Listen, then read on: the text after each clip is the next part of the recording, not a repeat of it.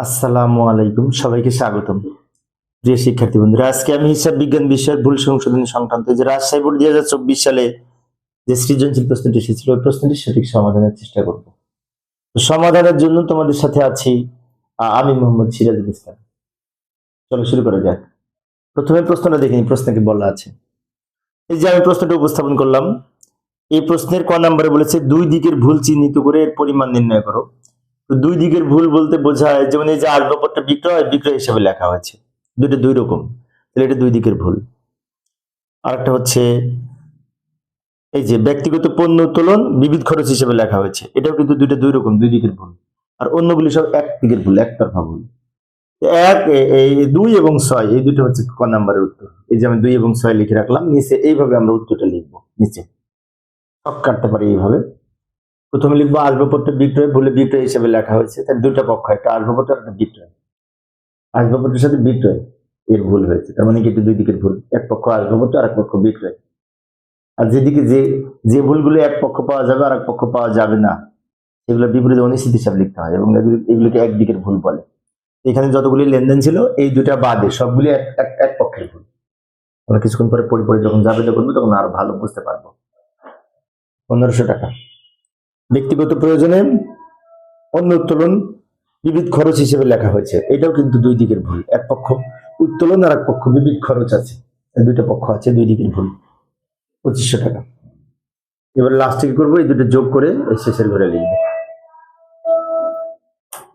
এটা হচ্ছে এই আমাদের দুই দিকের ভুল, এই দুইটা ছিল।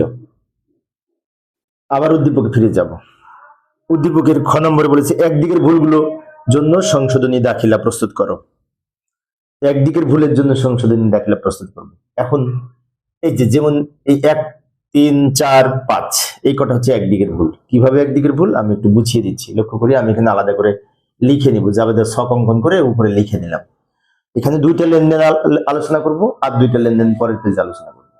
একটু বড় করে দেখানোর জন্য আমি অর্ধেক অর্ধেক করে জাবেদা করতেছি। যেমন 1000 টাকার কমিশন প্রাপ্তি কমিশন হিসেবে ডেবিট করা হয়েছে, তাহলে কমিশন হিসাবে আমাদের ক্রেডিট করার দরকার ছিল, কমিশন পাওয়া গেছে, না করে কমিশন হিসাবে ডেবিট করেছি, তাহলে এখন আমাদের কমিশন হিসাব ক্রেডিট করতে হবে। আর বিপরীত দেওয়ার কোনো পক্ষ নাই, অনিশ্চিত হিসাব হবে। এখন কমিশন হিসাব ক্রেডিট করতে হবে কিন্তু দ্বিগুণ টাকা দিয়ে। কারণটা কি? কারণ কোন হিসাবে যদি ডেবিট করার পরিবর্তে ক্রেডিট হয়ে যায় অথবা ক্রেডিট করার পরিবর্তে সেম অ্যাকাউন্ট ডেবিট হয়, তাহলে ডাবল টাকা দিয়ে ঠিক করতে হবে। সেজন্য আমাদের এখানে এই অনিশ্চিত হিসাব ডেবিট হবে, প্রদত্ত কমিশন ক্রেডিট, প্রাপ্ত কমিশন ক্রেডিট। এই যে একটু দ্রুত লিখলাম সময় সেভ করার জন্য। অনিশ্চিত হিসাব ডেবিট করব, অনিশ্চিত হিসাব কেন?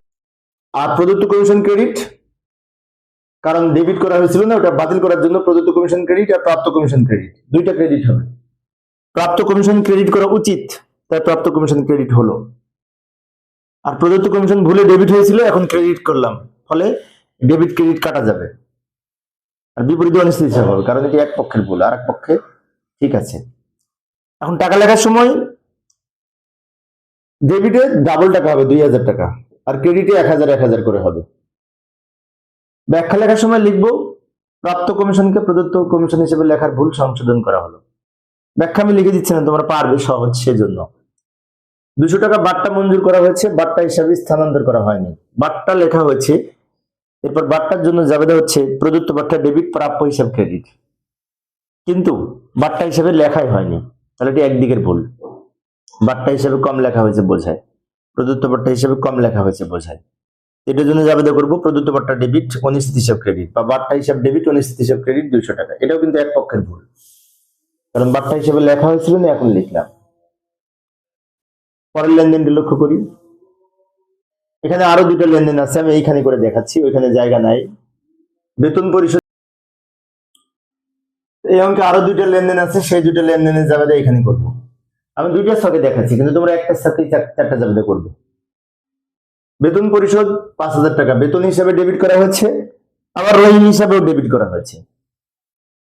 বেতন হিসাবে ডেবিট করেছি, রহিম হিসাবে ডেবিট করেছি, তাই না? এখন রহিম হিসাবে যে ভুলে ডেবিট করেছি, সেই জন্য রহিম হিসাব ক্রেডিট হবে, আর অনিশ্চিত হিসাব ডেবিট, রহিম হিসাব ক্রেডিট হবে। অনিশ্চিত হিসাব ডেবিট, রহিম হিসাব ক্রেডিট হবে। কেন রহিম হিসাব ক্রেডিট হবে? এই যে ভুলে রহিম হিসাব ডেবিট করেছিলাম, তাই ক্রেডিট করলাম ঠিক করার জন্য। আর বিপরীতে এটি অনিশ্চিত হিসাব হবে, কারণ এটি এক পক্ষের ভুল। ওয়াইয়ের নিকট থেকে 4,000 টাকার পণ্য ক্রয় জাবেদায় লেখা হয়েছে, কিন্তু ওয়াইয়ের হিসাবে স্থানান্তর করা হয়নি। ওয়াই একজন পাওনাদার, তো পাওনাদারের ক্রেডিট দিকে লিখবো, ওটা লেখা হয়নি, এটা বলতে চাচ্ছে। তাহলে এখন আমাদের পাওনাদারের ক্রেডিট দিকে লিখতে হবে, পাওনাদার ক্রেডিট। আর বিপরীতে অনিশ্চিত ডেবিট হবে। অনিশ্চিত হিসাব ডেবিট, পাওনাদার বা প্রদেয় হিসাব ওয়াই ক্রেডিট, টাকা হবে 4,000 টাকা। ব্যাখ্যা লিখবো, প্রদেয় হিসাবে না লেখার ভুল সংশোধন করা হলো। কোথাও ব্যাখ্যায় কখনো লিখবো না লেখার ভুল সংশোধন করা হলো, কোথাও আবার লিখবো লেখার ভুল সংশোধন করা হলো। যেমন এইখানে লিখবো অনিশ্চিত হিসাবে রহিম হিসাবের ডেবিট দিকে লেখার ভুল সংশোধন করা হলো, আর এখানে লিখবো ওয়াই হিসাবে না লেখার ভুল সংশোধন করা হলো। এইভাবে আমরা ব্যাখ্যা লিখবো। ব্যাখ্যা লিখতে তোমরা পারবে, সেজন্য আমি বলছি না, লিখে দিইনি ব্যাখ্যা, তোমরা পারবে বলে। এই হচ্ছে খ নাম্বারের উত্তর।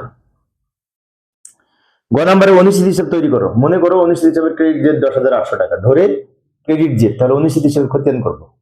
অনিশ্চিত হিসাবে খতিয়ান করার জন্য অনিশ্চিত হিসাব সম্পর্কিত 4টা লেনদেন আছে, নিয়ে এসে রাখলাম। এই 4টা লেনদেন দেখে দেখে আমরা এখানে অনিশ্চিত হিসাবের করব, খতিয়ান করব। অনিশ্চিত হিসাবের প্রথমে আমাদের জেল লিখবো, ব্যালেন্স বিডি। আচ্ছা, খতিয়ান তো আমরা জানি যে চলমান জের ছকে এইভাবে ছক অঙ্কন করতে হয়, তারিখ বিবরণ, জাবেদা পৃষ্ঠা, debit credit, Z debit credit. খতিয়ান তো আমরা পাই, তাহলে সে নবম শ্রেণী থেকে খতিয়ান শিখতেছি, খতিয়ান তো পারি। ব্যালেন্স বিডি বলে ক্রেডিট দিকে লিখবো 10,800 টাকা, প্রশ্ন দেওয়া ছিল। এবারে একটা একটা পড়ি।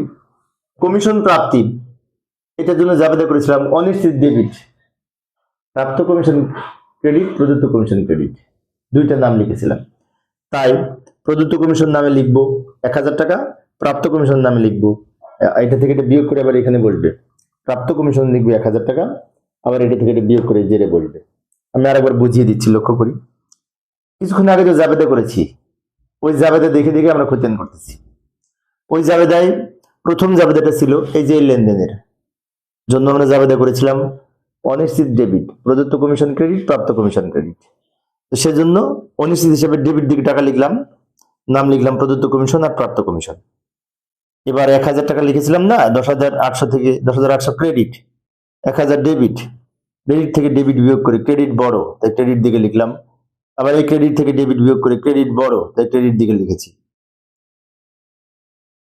এরপরে বেতন পরিশোধ, এটার জন্য আমরা জাবেদা করেছিলাম অনিশ্চিত ডেবিট, রহিম ক্রেডিট, তাই না? ও আরেকটা আছে, 2 তারিখ বাট্টা মঞ্জুর করা হলো, এটার জন্য জাবেদা করেছিলাম প্রদত্ত বাট্টা ডেবিট, অনিশ্চিত ক্রেডিট। তাহলে প্রদত্ত বাট্টা ডেবিট, অনিশ্চিত ক্রেডিট, প্রদত্ত বাট্টার নাম লিখে অনিশ্চিত হিসেবে ক্রেডিট দিকে টাকা লিখবো। এটাও ক্রেডিট, এটাও ক্রেডিট, যোগ করে 9,000 টাকা। আবারও বলছি, এই বাট্টা মঞ্জুর করা হলো, বাট্টা হিসাবে স্থানান্তর হয়নি, ওটার জন্য জাবেদা করেছিলাম প্রদত্ত বাট্টা ডেবিট, অনিশ্চিত হিসাব ক্রেডিট। সেজন্য অনিশ্চিত হিসাবে ক্রেডিট দিকে টাকা লিখলাম, নাম লিখলাম প্রদত্ত বাট্টা, জাবেদা অনুযায়ী। কিছুক্ষণ আগে জাবেদা করেছি না, ওই জাবেদা অনুযায়ী। বেতন পরিশোধ, বেতন হিসাবে লেখা হয়নি, না বেতন হিসাবে লেখা হয়েছে, রহিম হিসাবের ডেবিটে লেখা হয়েছিল, ওটার জন্য আমরা সংশোধনী জাবেদা করেছি অনিশ্চিত ডেবিট, রহিম ক্রেডিট। তো অনিশ্চিত যেহেতু ডেবিট, তাই অনিশ্চিত হিসাবে ডেবিট দিকে টাকা লিখবো, নাম লিখবো রহিম হিসাব লিখে ডেবিট দিকে টাকা লিখবো। এবার জের করব, ক্রেডিটে আছে 9,000, ডেবিটে আছে 5,000, 9,000 থেকে 5,000 বাদ দিলে 4,000 হয়।